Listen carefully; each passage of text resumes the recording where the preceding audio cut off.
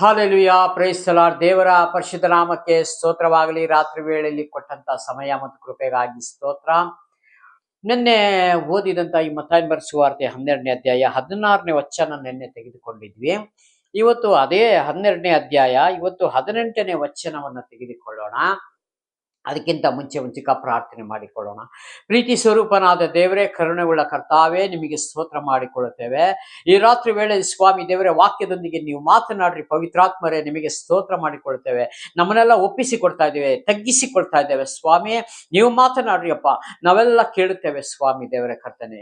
ಈ ಪ್ರಾರ್ಥನೆ ನಿಮ್ಮ ಕರಗಳಲ್ಲಿ ಒಪ್ಪಿಸಿಕೊಡ್ತಾ ನಮ್ಮ ರಕ್ಷಕ ನೋಡಿಯನೂ ಆಗಿದೆ ಯೇಸು ಸ್ವಾಮಿ ಹೆಸರಿನಲ್ಲಿ ಬೇಡಿಕೊಳ್ಳುತ್ತೇವೆ, ಪರಲೋಕದ ತಂದೆ. ಈ 12ನೇ ಮತ್ತಾಯನ ಬರೆದ ಸುವಾರ್ತೆ 12ನೇ ಅಧ್ಯಾಯ, ಅಲ್ಲಿಗೆ 18ನೇ ವಚನ. ಈ ಸೇವಕರಿಗೆ ಕುರಿತು ದೇವರು ಮಾತನಾಡುತ್ತಾರೆ. ಹೇಗಂದ್ರೆ, ಈಗೋ ನನ್ನ ಸೇವಕನು, ಈತನನ್ನು ನಾನು ಆರಿಸಿಕೊಂಡೆನು. ಹಾಲೆಲೂಯಾ. ಶ್ರದ್ಧೆಯಿಂದ ಕೇಳ್ರಿ. ಇಲ್ಲಿ ದೇವರು ತನ್ನ ಸೇವಕರನ್ನ ಆರಿಸಿಕೊಂಡಿದ್ದಾರೆ ಹೊರತು ಇಲ್ಲಿ ನಾವು ಬಂದಿರೋದಿಲ್ಲ. ಯಾಕೆಂದ್ರೆ ದೇವರ ವಾಕ್ಯ ಸ್ಪಷ್ಟವಾಗಿ ಹೇಳ್ತದೆ, ನಾವು ಎಲ್ಲ ಕೆಲಸಗಳು, ಮನುಷ್ಯ ನಮಗೆ ಇಷ್ಟ ಬಂದ ಕೆಲಸಗಳು, ಉದ್ಯೋಗಗಳು ನಾವು ಆರಿಸಿಕೊಳ್ಳುತ್ತೇವೆ. ಆದರೆ ದೇವರು ಹೇಳ್ತಾರೆ, ಈಗೋ ನನ್ನ ಸೇವಕನನ್ನು, ಈತನನ್ನು ನಾನು ಆರಿಸಿಕೊಂಡೆ. ಹಲ್ಲೆಲೂಯಾ. ಅದಕ್ಕಾಗಿ ದೇವರ ಸೇವೆಗೆ ಬಂದಂಥವರು ನಾವು ಸಂಪೂರ್ಣವಾಗಿ ದೇವರಿಗೆ ಮುಡುಪಾಗಿ ನಮ್ಮನ್ನೇ ನಾವು ದೇವರಿಗೆ ಕೈಯಲ್ಲಿ ಒಪ್ಪಿಸಿಕೊಟ್ಟು ನಮ್ಮ ಲೈಫ್ ಜೀವನವನ್ನು ನಡೆಸ್ಕೊಂಡು ಹೋಗ್ಬೇಕು. ಅನೇಕ ಕಡೆ ಪ್ರಸಂಗಗಳು, ಸುವಾರ್ತೆಗಳು ಆಗಿರಲಿ, ಅನೇಕ ರೋಗಿಗಳಿಗೆ, ದುಃಖದಲ್ಲಿ ಕಷ್ಟದಲ್ಲಿ ರೋಗಿಗಳು ಇರುವಂಥವ್ರು ಎಲ್ಲರಿಗೋಸ್ಕರ ನಾವು ಚೆನ್ನಾಗಿ ನಾವು ಪ್ರಾರ್ಥನೆ ಮಾಡಬೇಕು. ಯೇಸು ಸ್ವಾಮಿ ಹೆಸರಿನಲ್ಲಿ ನಂಬಿಕೆಯಿಂದ ಪ್ರಾರ್ಥನೆ ಮಾಡುವುದಾದರೆ, ಹಲ್ಲೆಲೂಯಾ, ಎಲ್ಲ ರೋಗದಿಂದ, ಎಲ್ಲ ಕಷ್ಟದಿಂದ, ಎಲ್ಲ ಸಮಸ್ಯೆಗಳಿಂದ ದೇವರು ಬಿಡಿಸುವಂತವನಾಗಿರ್ತಾನೆ. ಯಾಕೆ ಅಂತಂದ್ರೆ, ನಾನು ನಿನ್ನನ್ನು ನೇಮಿಸಿದ್ದೇನೆ ಅಂತ ಹೇಳ್ತಾರೆ ಸ್ವಾಮಿ. ನಾನು ನಿನ್ನನ್ನು ಆರಿಸಿಕೊಂಡು ಈ ಕೆಲಸಕ್ಕೆ ನಿನ್ನನ್ನು ನಾನು ನೇಮಿಸಿದ್ದೇನೆ. ಹಲ್ಲೆಲೂಯಾ. ನಿನ್ನನ್ನು ನೇಮಿಸಿದ ಮೇಲೆ ನೀನು ನೇಮನಿಷ್ಠೆ ಪ್ರಕಾರವೇ ನೀನು ಕೆಲಸ ಮಾಡಬೇಕು.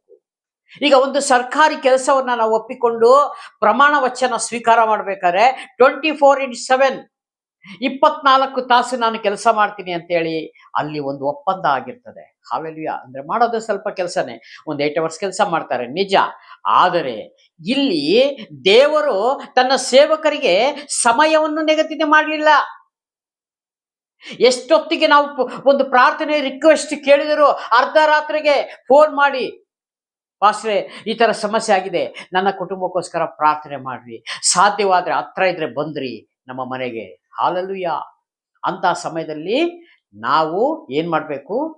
ಹೋಗಿ ಸಂತೈಸಿ ಅವರ ದುಃಖದಲ್ಲಿ ಪಾಲ್ದಾರರಾಗಿ, ಅವ್ರ ಕಷ್ಟದಲ್ಲಿ ಪಾಲ್ದಾರರಾಗಿ, ಅವ್ರಿಗೋಸ್ಕರ ಮಣ್ಕಾಲ್ ಹಾಕಿ ಕಣ್ಣೀರಿಟ್ಟು ದೇವರನ್ನ ಮೊರೆ ಇಡಬೇಕು. ಹಾಲೆಲೂಯಾ. ಇದು ಸೇವಕರಿಗೆ ನೇಮಿಸಿದ ಕೆಲಸವಾಗಿದೆ ಪ್ರಿಯರೇ. ಹಾಲೆಲೂಯಾ.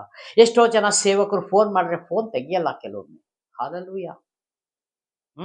ಅದು ಅವ್ರ ರೀಸನ್ ನಮಗೆ ಗೊತ್ತಿಲ್ಲ, ಅವರು ಹಲವಾರು ರೀಸನ್ಗಳು ಹೇಳ್ಬೋದು. ಆದರೆ ಸ್ವಲ್ಪ ಸಮಯದ ನಂತರ ಅವರು ತಿರುಗಿ ಫೋನ್ ಮಾಡಬೇಕು. ಸಹೋದರ ಏನಾಯ್ತು, ತೊಂದರೆ ಏನಾಯ್ತು, ಸಹೋದರಿ ತೊಂದರೆ ಏನಾಯ್ತು, ತಂದೆ ತಾಯಿಗಳೇ ಏನಕ್ಕೂ ತೊಂದರೆ ಆಗಿದೆ ಹೇಳ್ರಿ, ನಾವು ಇಲ್ಲೇ ಪ್ರಾರ್ಥನೆ ಮಾಡ್ತೀವಿ. ಯಾವ ರೆಸ್ಪಾನ್ಸ್ ಇರುವುದಿಲ್ಲ. ನಮ್ಮ ಸ್ನೇಹಿತರೆ ಇದ್ದಾರೆ ಕೆಲವು ಸೇವಕರು, 5 ಫೋನ್ ಮಾಡಿದ್ರು ಒಂದು ಫೋನಿಗೆ ಒಂದು ರೆಸ್ಪಾನ್ಸ್ ಇರೋದಿಲ್ಲ. ದೇವ್ರು ಹಾಗಲ್ಲ ಹೇಳಲಿಲ್ಲ. ಇಲ್ಲಿ ಏನಂತ ಹೇಳ್ತದೆ? ಈಗೋ ನನ್ನ ಸೇವಕನು, ಈತನನ್ನು ನಾನು ಆರಿಸಿಕೊಂಡೆನು. ಆರಿಸಿಕೊಂಡ ಮೇಲೆ ಆ ಸೇವಕ ಹೇಗೆ ಕೆಲಸ ಮಾಡಬೇಕು? ಹಲ್ಲೆಲೂಯಾ. ಎಷ್ಟು ಸಮಯ ಆದ್ರೂ, ನಾ ಹೇಳಿದಲ್ಲ 24x7, ಎಷ್ಟೊತ್ತಾದ್ರೂ ಆತನು ಫೋನ್ ತೆಗೆದುಕೊಂಡು ಮಾತನಾಡಿ ಅವರಿಗೆ ಸಮಾಧಾನವನ್ನು ಪಡಿಸ್ಬೇಕು. ಇದು ಯಾಕಂದ್ರೆ ದೇವರು ಎಲ್ಲವನ್ನು ನೋಡುವಾತನಾಗಿದ್ದಾನೆ. ಪರಲೋಕದಿಂದ ಎಲ್ಲ ನೋಡ್ತಾರೆ, ಎಲ್ಲವನ್ನು ಲೆಕ್ಕವನ್ನು ಬರೀತಾರೆ. ಹಾಲೆಲೂಯಾ. ನಿನಗೆ ಈ ಕೆಲಸ ಕೊಟ್ಟಿದೆ, ನೀನು ಎಷ್ಟು ಕಾಲ, ಎಷ್ಟು ಸಮಯ, ಎಲ್ಲರ ಹತ್ರ ನೀನು ಹೇಗೆ ನೀನು ನಂಬಿಕೆಸ್ಥನಾಗಿದ್ದಿ, ಯಾವ ವಿಶ್ವಾಸಿಗಳ ಹತ್ರ ನಂಬಿಕೆಸ್ಥನಾಗಿದ್ದಿ. ಹಾಲೆಲೂಯಾ. ಇದಕ್ಕಾಗಿ ಅದಕ್ಕೆ ವಾಕ್ಯ ಹೇಳ್ತಿದೆ, ಬಹು ಜನ ಸೇವಕರಾಗಬೇಡ್ರಿ, ಕಠಿಣ ತೀರ್ಪಾಗುವುದಂತೆ. ಹಾಲೆಲೂಯಾ. ಒಂದು ವೇಳೆ ವಿಶ್ವಾಸಿಗೆ ಹೇಗೋ ಗೊತ್ತಿಲ್ಲ, ಆದರೆ ಸೇವಕರಿಗೆ ಕಠಿಣ ತೀರ್ಪು ದೇವರು ತಾನೇ ಹೇಳ್ತಾರೆ. ಹಾಗಾಗಿ ಬಹು ಜನ ಸೇವಕರು ಆಗಬೇಡ್ರಿ, ದೇವರ ಚಿತ್ತವನ್ನ ಮಾಡ್ರಿ. ಓಕೆ, ದೇವರು ಯೇಸು ಹೇಳ್ತಾರಲ್ಲ ಮತ್ತಾಯ ಬರೆಸುವಾರ್ತೆಯಲ್ಲಿ, ಪರಲೋಕದ ತಂದೆಯ ಚಿತ್ತವನ್ನ ನೀನು ಮಾಡಿದೀಯಾ. ಹಲ್ಲೆಲೂಯಾ. ಪರಲೋಕದ ತಂದೆಯನ್ನು ಚಿತ್ತವನ್ನು ನೀನು ಮಾಡಿದರೆ ನಿನಗೆ ಯಾರು ಅಡ್ಡಿ ಮಾಡುವುದಿಲ್ಲ. ಪ್ರಿಯನೇ, ಪ್ರಿಯಳೇ, ಸಹೋದರ, ಸಹೋದರಿಯೇ, ನಿನಗೆ ತೊಂದರೆನೂ ಮಾಡಲ್ಲ, ಅಡ್ಡಿನೂ ಮಾಡಲ್ಲ. ಯಾವ ಮನುಷ್ಯರಾಗಿರ್ಲಿ ಯಾರು ನಿನಗೆ ಅಡ್ಡಿ ಮಾಡುವುದಿಲ್ಲ ಪರಲೋಕ ಬರ್ಲಿಕ್ಕೆ.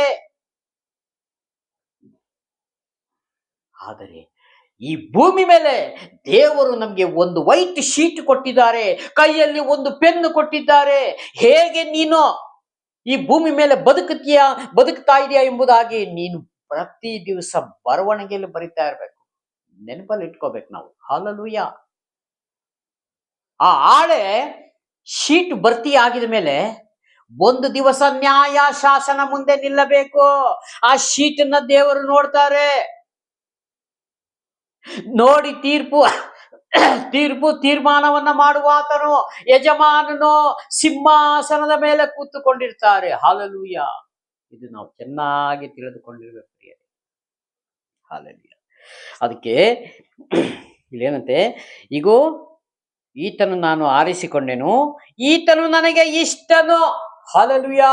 ಸೇವಕರಿಗೆ ಎಷ್ಟು ಇಷ್ಟಪಡ್ತಾ ಇದ್ದಾರೆ ಸ್ವಾಮಿ. ಅದೇ ರೀತಿಯಾಗಿ ಎಷ್ಟು ಜನ ನಾವು ಸೇವಕರಾಗಿದ್ದೇವೆ ಎಂಬುದಾಗಿ ನಮ್ಮನ್ನು ನಾವು ಪರೀಕ್ಷೆ ಮಾಡಿಕೊಳ್ಬೇಕು ಪ್ರಿಯರೇ. ಈತನು ನನ್ನ ಪ್ರಾಣ ಪ್ರಿಯನು, ಈತನಲ್ಲಿ ನನ್ನ ಆತ್ಮವನ್ನು ಇರಿಸುವೆನು. ದೇವರೇ, ನಿನ್ನ ಆತ್ಮವನ್ನು ಸೇವಕರೊಳಗೆ ಇಟ್ಟಿದೆಯಲ್ಲಪ್ಪ, ಅದಕ್ಕಾಗಿ ನಿಮಗೆ ಸ್ತೋತ್ರ. ಅದು ವ್ಯರ್ಥವಾದ ಕಾರ್ಯಕ್ಕೆ ನಾನು ಉಪಯೋಗ ಮಾಡಬಾರದು ಸ್ವಾಮಿ. ಅದಕ್ಕೆ ದೇವ್ರು ಹೇಳ್ತಾರೆ, ನನ್ನ ನಾಮದಲ್ಲಿ ಹೋಗಿ ನೀವು ಪ್ರಾರ್ಥನೆ ಮಾಡ್ರಿ, ದೆವ್ವಗಳನ್ನ ಬಿಡಿಸಿರಿ, ರೋಗಗಳನ್ನ ಬಿಡಿಸಿರಿ, ಕಷ್ಟದಲ್ಲಿರೋರಿಗೆ ಎಲ್ಲ ಕಷ್ಟವನ್ನು ನೀವು ಪ್ರಾರ್ಥನೆ ಮಾಡಿದ್ರೆ ನಾನು ಬಿಡುಗಡೆಯನ್ನು ಕೊಡ್ತೇನೆ ಅಂತಾರೆ ದೇವರು. ಯಾಕೆ?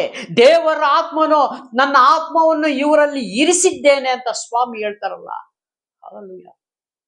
ಇವತ್ತು ಆ ರೀತಿಯಾಗಿ ಎಷ್ಟು ಜನ ಮಾಡ್ತಾ ಇದ್ದಾರೆ ನನಗೆ ಗೊತ್ತಿಲ್ಲ ಪ್ರಿಯರೇ. ಈ ಸೇವಕರಿಗೆ ಬರೆದಿರೋದು ಬೇರೆ ಅಲ್ಲ. ಹಲ್ಲೆಲೂಯಾ. ಅದಕ್ಕೆ ಇಲ್ಲಿ ನನ್ನ ಆತ್ಮವನ್ನು ಇರಿಸುವೆನು, ಈತನು ಅನ್ಯ ಜನಗಳಿಗೂ ನ್ಯಾಯ ವಿಧಿಯನ್ನು ಸಾರುವನು. ಅನ್ಯ ಜನಗಳಿಗೆ ನ್ಯಾಯ ವಿಧಿ, ದೇವರ ನ್ಯಾಯ ವಿಧಿಯನ್ನು ಸಾರುವನು. ಇದು ಒಳ್ಳೆಯದು, ಇದು ಕೆಟ್ಟದು, ಹೀಗೆ ಬದುಕ್ರಿ, ಹೀಗೆ ಜೀವಿಸಿರಿ. ಈ ಕೆಲಸ ದೇವರಿಗೆ ವಿರೋಧವಾದ ಕೆಲಸ, ಮಾತುಗಳು ಬೇಡ. ನ್ಯಾಯವಾದ ವಿಧಿ, ದೇವರ ಒಂದು ನ್ಯಾಯ ವಿಧಿಯಲ್ಲಿ ಸಾರುವಂತವನಾಗಿರ್ತಾನೆ ಸೇವಕ. ಹಲ್ಲೆಲೂಯಾ. ಈತನು ಜಗಳ ಆಡುವುದಿಲ್ಲ, ಕೂಗಾಡುವುದಿಲ್ಲ, ಬೀದಿಗಳಲ್ಲಿ ಈತನ ಧ್ವನಿಯ ಯಾರಿಗೂ ಕೇಳಿಸುವುದಿಲ್ಲ. ಹಲ್ಲೆಲೂಯಾ. ಸೇವಕರು ಹೇಗಿರ್ಬೇಕು? ಜಗಳ ಆಡಬಾರ್ದು, ಬೀದಿಗಳಲ್ಲಿ ಇವ್ರ ಸೌಂಡ್ ಕೇಳಬಾರ್ದು. ಬೀದಿಗಳಲ್ಲಿ ಈತನ ಧ್ವನಿ ಯಾರಿಗೂ ಕೇಳಿಸುವುದಿಲ್ಲ. ಅಂದ್ರೆ ಅಷ್ಟು ದೀನತೆಯಿಂದ, ಅಷ್ಟು ಪ್ರೀತಿಯನ್ನ ಯೇಸು ಸ್ವಾಮಿ ಹೇಗೆ ಮಾತನಾಡಿದ್ರಿ ಭೂಮಿ ಮೇಲೆ, ಆ ರೀತಿಯಾಗಿ ನೀವು ಸತ ನನ್ನ ಹೆಸರಿನಲ್ಲಿ ಬದುಕ್ರಿ. ಹಲ್ಲೆಲೂಯಾ. ಎಷ್ಟೋ ಜನ ಜಗಳ ಆಡ್ತಾರೆ ಕೆಲವೊಮ್ಮೆ. ಅಂತ ಜಾಗದಲ್ಲಿ ಸತ ನಾವು ಸೇವಕರು ಇರಬಾರ್ದು, ಬಿಟ್ಟು ಬಂದ್ಬಿಡ್ಬೇಕು ಅಲ್ಲಿಂದ. ಹಲ್ಲೆಲೂಯಾ. ಯಾಕಂದ್ರೆ ದೇವರ ಚಿತ್ತ ಇರುವುದಿಲ್ಲ ಅಲ್ಲೇ. ಜಗಳ ಆಡುವಂತ ಜಾಗದಲ್ಲಿ ನಾವು ನಿಂತು ಅವಾಗ ಅಲ್ಲಿ ಬೇಡವಾದ ಮಾತುಗಳು ಬರ್ತವೆ. ಆ ಮಾತುಗಳನ್ನ ನಾವು ಕೇಳಲಿಕ್ಕ ಸೇವಕರು ದೇವರು ನಮ್ಮನ್ನ ನೇಮಿಸಿರೋದು ಸೇವಕರಿಗೆ. ಹಲ್ಲೆಲೂಯಾ. ಹಾಗಲ್ಲ. ಅದಕ್ಕೆ ಧ್ವನಿ ಯಾರು ಕೇಳಿಸುವುದಿಲ್ಲ. ಜಜ್ಜಿದ ದಂಟನ್ನು ಮುರಿದು ಹಾಕುವುದೆಂದು ಆರಿ ಹೋಗುತ್ತದೆ, ದೀಪವನ್ನು ನಂದಿಸದೆ ನ್ಯಾಯವನ್ನು ದಿಗ್ಗಜಯಕ್ಕಾಗಿ ಕಳಿಸಿಕೊಡುವನು. ಅನ್ಯ ಜನರು ಈತನ ಹೆಸರನ್ನು ಹೇಳಿ ನಿರೀಕ್ಷೆಯಿಂದ ಇರುವರು. ಈತನ ಹೆಸರಲ್ಲಿ ನಿರೀಕ್ಷೆಯಿಂದ ಇರುವರು. ದೇವರ ಹೆಸರುವನ್ನು, ದೇವರ ವಾಕ್ಯವನ್ನು ಸಾರುವಂಥವನು ಹೇಗಿರಬೇಕು? ಅವರು ಬಂದ್ರೆ ವಿಶ್ವಾಸಿಗಳು ಗೌರವದಿಂದ ಕಾಣಬೇಕು ಸೇವಕರನ್ನ ನೋಡುವಾಗ. ಆ ರೀತಿ ವಿಶ್ವಾಸಿಗಳೊಂದಿಗೆ ಆ ರೀತಿಯಾಗಿ ಪ್ರೀತಿಯಿಂದ ಯೇಸು ಸ್ವಾಮಿ ಇಲ್ಲಿ ಮಾದರಿ ಏನು ತೋರಿಸಿಕೊಟ್ಟಿದ್ದಾರೋ ಪ್ರಿಯರೇ, ಆ ರೀತಿಯಾಗಿ ಬದುಕ್ರಿ ನೀವೆಂಬುದಾಗಿ ಈತನು ಜನಗಳ ಮಧ್ಯದಲ್ಲಿ ಸಾರಬೇಕೆ ಹೊರತು ಬೀದಿಗಳಲ್ಲಿ ಜಗಳ ಮಾಡೋದಾಗಿರಲಿ, ಬೇರೆ ವಿಷಯಗಳಲ್ಲಿ ತಲೆ ಹಾಕದಿರಲಿ, ಈ ಲೋಕಕ್ಕೆ ಸಂಬಂಧಪಟ್ಟ ಮಾತು ಯಾವುದು ಅವನಲ್ಲಿ ಇರಬಾರದು. ಹಾಲೆಲೂಯ. ಹಾಗಾಗಿ ಸೇವಕರು ಹೇಗೆ ಬದುಕಬೇಕು ಎಂಬುದಾಗಿ ಕರ್ತನು ತಾನೇ ಇಲ್ಲಿ ನಮ್ಮ ತೋರಿಸಿಕೊಟ್ಟಿದ್ದಾರೆ. ಅದಕ್ಕಾಗಿ ಚಿಕ್ಕ ಪ್ರಾರ್ಥನೆ ಮಾಡಿ ಮುಗಿಸ್ತೇವೆ. ಪ್ರೀತಿ ಸ್ವರೂಪನಾದ ದೇವರೇ, ಕರುಣೆಯುಳ್ಳ ಕರ್ತಾವೇ, ನಿಮಗೆ ಸ್ತೋತ್ರ ಮಾಡಿಕೊಳ್ಳುತ್ತೇವೆ. ಆಕಾಶದ ಕೆಳಗೆ ಭೂಮಿಯ ಮೇಲೆ ಕೊಡಲ್ಪಟ್ಟ ಒಂದೇ ಒಂದು ರಕ್ಷಣೆ ಮಾರ್ಗ ಸ್ವಾಮಿ ಯೇಸು ಸ್ವಾಮಿ ಮಾತ್ರವೇ ಆಗಿದೆ. ಅದಕ್ಕಾಗಿ ಸ್ತೋತ್ರ ದೇವರೇ. ಕರ್ತನೆ, ಈ ವಾಕ್ಯದೊಂದಿಗೆ ನೀವು ಮಾತನಾಡೋದಕ್ಕಾಗಿ ಸ್ತೋತ್ರಪ್ಪ. ಈ ವಾಕ್ಯವನ್ನು ಸ್ವಾಮಿ ದೇವರೇ ಮನದಟ್ಟು ಮಾಡಿಕೊಂಡು ಸ್ವಾಮಿ ದೇವರೇ ಹೇಗೆ ಬದುಕಬೇಕು, ಹೇಗೆ ಭೂಮಿ ಮೇಲೆ ಮಾದರಿಯನ್ನು ತೋರಿಸಬೇಕು ಎಂಬುದಾಗಿ ಸ್ವಾಮಿ ದೇವರೇ ಕರ್ತನೆ, ಈ ವಾಕ್ಯದ ಮುಖಾಂತರ ನಮಗೆಲ್ಲ ತೋರಿಸಿಕೊಟ್ಟಿದ್ದಕ್ಕಾಗಿ ಸ್ತೋತ್ರ. ಅದಕ್ಕಾಗಿ ಸ್ವಾಮಿ ದೇವರೇ ಕೋಟಿ ಕೋಟಿ ವಂದನೆಗಳು ಸಲ್ಲಿಸ್ತೇವೆ. ವಿಡಿಯೋ ಮುಖಾಂತರ ನೋಡೋದು ಪ್ರತಿಯೊಂದು ಸಹೋದರಿ ನೆನೆಸಿ ನಿಮ್ಮ ಕರೆಗಳನ್ನು ಅವರಿಗೆಲ್ಲ ಕಷ್ಟ, ದುಃಖ, ಸಮಸ್ಯೆಗಳು ಏನೇ ಇದ್ದರೂ ಸ್ವಾಮಿ ಅದೆಲ್ಲ ಪರಿಹಾರ ಮಾಡು. ಯೇಸು ಸ್ವಾಮಿ ಹೆಸರಿನಲ್ಲಿ ಬೇಡಿಕೊಳ್ಳುತ್ತೇವೆ ಪರಲೋಕ ತಂದೆ. Praise God. God bless you. ದೇವರೆಲ್ಲರನ್ನು ಆಶೀರ್ವದಿಸಲಿ. ಆಮೆನ್.